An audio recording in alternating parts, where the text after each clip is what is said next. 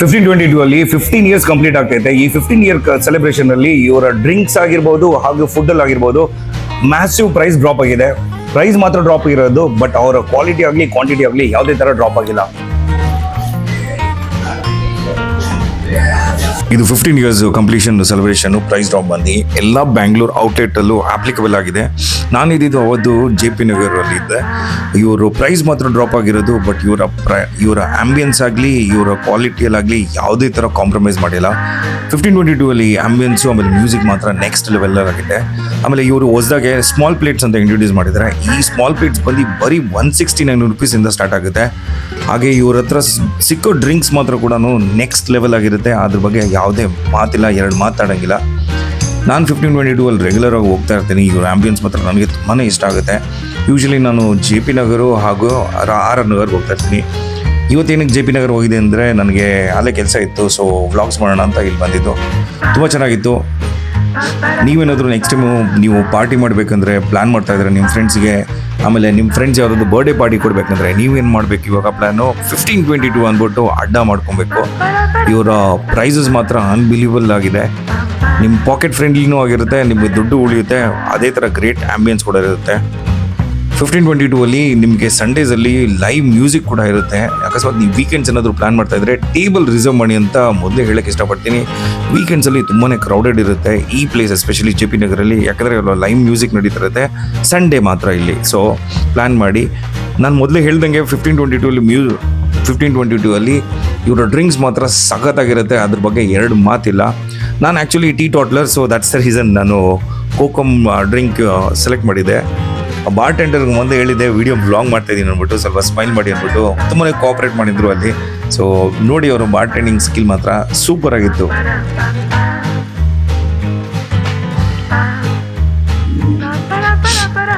ನಾನು actually odd ಅವರ್ಸಲ್ಲಿ ಇದ್ದೆ, ಸ್ವಲ್ಪ ವೀಕ್ ಡೇಸಲ್ಲಿ, so that is the reason. ಆಮೇಲೆ this was a mid of the week, so ಅದಕ್ಕೋಸ್ಕರ ಸ್ವಲ್ಪ ಪಬ್ಲಿಕ್ ಕ್ರೌಡ್ ನೀವು ನೋಡ್ತಾ ಇದ್ದೀರಲ್ಲ, ಸೊ ಇಟ್ ವಾಸ್ ಆ್ಯಕ್ಚುಲಿ ಆವಾಗಲೇ ಬರೋಕ್ಕೆ ಸ್ಟಾರ್ಟ್ ಮಾಡಿದರು. ಸೊ ನನಗೆ ಬೇರೆ ಇನ್ನೊಂದು ವ್ಲಾಗ್ ಮಾಡಬೇಕಿತ್ತು JP ನಗರಲ್ಲಿ, ಅಲ್ಲೇ ಇನ್ನೊಂದು ವೀಡಿಯೋ ಶೂಟ್ ಮಾಡಬೇಕಿತ್ತು. That's reason I was rushing. So ನಾನು ಒಂದು 2 ಅವರ್ ಇದ್ದೆ, ವೀಡಿಯೋಸ್ ಮಾಡಿ ಫುಡ್ಡೆಲ್ಲ ಆ್ಯಂಬಿಯನ್ಸ್ ಟ್ರೈ ಮಾಡಿ ಅಲ್ಲಿಂದನೇ ಹೊರಟೆ.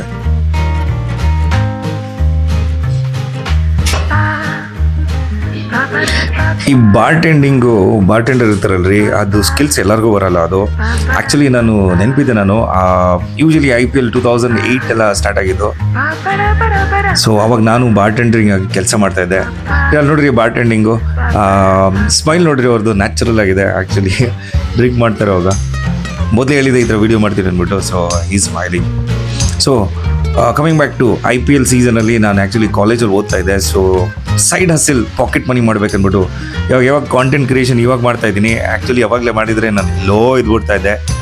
ಸೊ ಅವಾಗ ನಾನು ಕಲ್ತಿದ್ದೆ, ಸ್ವಲ್ಪ ಕಲ್ತಿದ್ದೆ. ಅದೊಂಥರ ನನಗೂ ತುಂಬ ಇಷ್ಟ ಆಯಿತು.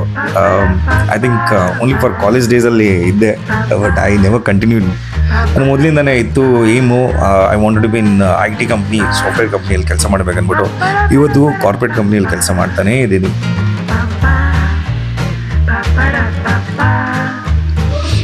ನನಗಿಷ್ಟ ಆಯಿತು ಈ ಡ್ರಿಂಕು, ಕೋಕಮ್ ಡ್ರಿಂಕು ಒಂಥರ ಚೆನ್ನಾಗಿತ್ತು, ಹುಳಿ ಇರುತ್ತೆ. ಗೋವಾ ವೈಬ್ಸ್ ನೆನಪಾಯಿತು. ಓ ರೈಟ್, ನಾನು ಲಾಸ್ಟ್ ಮಂತು ಗೋವಲ್ಲಿದ್ದೆ. ಗೋವಲ್ಲಿ ಕೋಕಮ್ ಡ್ರಿಂಕು ಜನ ಕೊಡ್ತಿದ್ದೆ. ಆಮೇಲೆ ನಾನು ಫುಡ್ ಆರ್ಡರ್ ಮಾಡಿದ್ದು ಬಂದು ಗೀ ರೋಸ್ಟ್ ಪ್ರಾನ್ಸ್ ಆರ್ಡರ್ ಮಾಡಿದ್ದೆ, chilli chicken, wings, barbecue wings, pepper chicken, fries, then peri fries. ಆಮೇಲೆ ನಮ್ಮ ಹುಡುಗರು ಬಿಯರ್ ಕುಡಿದ್ರು, ನಾನು ಕೋಕಮ್ ಡ್ರಿಂಕು. ಸೊ ಚೆನ್ನಾಗಿತ್ತು. ಫುಡ್ ಮಾತ್ರ ನೆಕ್ಸ್ಟ್ ಲೆವೆಲ್ ಇತ್ತು ರೀ. ಘೀ ಪ್ರಾನ್ಸ್ ಆರ್ಡರ್ ಮಾಡಿದ್ದು ನೆಕ್ಸ್ಟ್ ಲೆವೆಲ್ ಆಗಿತ್ತು, ಕ್ರೇಜಿ ಆಗಿತ್ತು, ಸ್ಪೈಸಿ ಆಗಿತ್ತು, ಚೆನ್ನಾಗಿತ್ತು. ನಮ್ಮ ಹುಡುಗರೆಲ್ಲ ಇಷ್ಟಪಟ್ಟರು.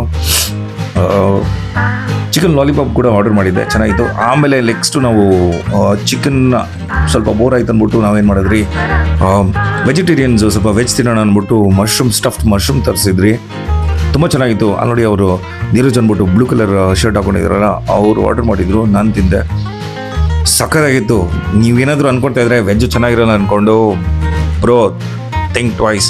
ವೆಜ್ ಕೂಡ ಇಲ್ಲಿ ನೆಕ್ಸ್ಟ್ ಲೆವೆಲ್ ಆಗಿರುತ್ತೆ. ಫುಡ್ ಮಾತ್ರ ಏನು ಹೇಳೋಂಗಿಲ್ಲ, ತುಂಬಾ ಪಾಕೆಟ್ ಫ್ರೆಂಡ್ಲಿ. ನಾವು ತಿಂದಿದ್ದೆಲ್ಲ ಅದು ಪ್ರೈಸ್ ನೀವು ಕೇಳಿದ್ರೆ ಕಳೆದೋಯ್ತೀರ, ಅಷ್ಟು ಎಕನಾಮಿಕಲ್ ಆಗಿತ್ತು.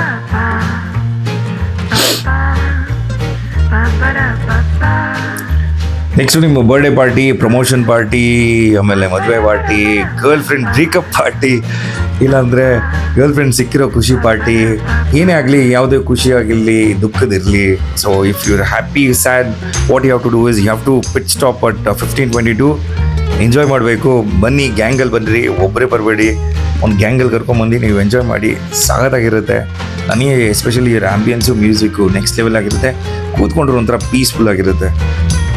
ನೀವೇನಾದರೂ 15:22 ವಿಸಿಟ್ ಮಾಡಿದ್ದೀರಾ, ಎಲ್ಲೋಗಿದ್ದೀರಾ ಅಂದ್ಬಿಟ್ಟು ಯಾವ ಔಟ್ಲೆಟ್ಟು ನೀವು ನನಗೆ ಕಾಮೆಂಟ್ಸಲ್ಲಿ ತಿಳಿಸಿ. ಆಮೇಲೆ ಯಾವ 15:22 ನಿಮಗೆ ಇಷ್ಟ ಅಂದ್ಬಿಟ್ಟು ನನಗೆ ಕಾಮೆಂಟ್ಸಲ್ಲಿ ತಿಳಿಸಿ.